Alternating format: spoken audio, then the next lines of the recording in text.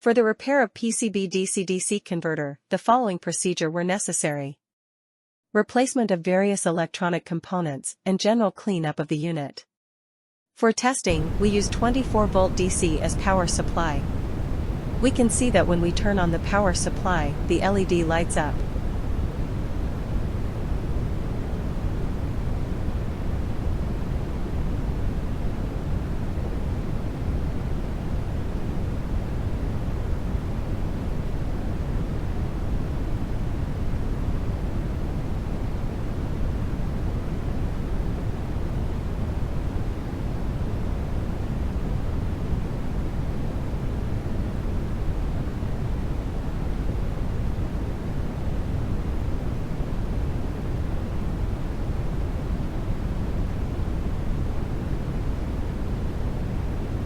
No further testing is possible due to lack of additional unit.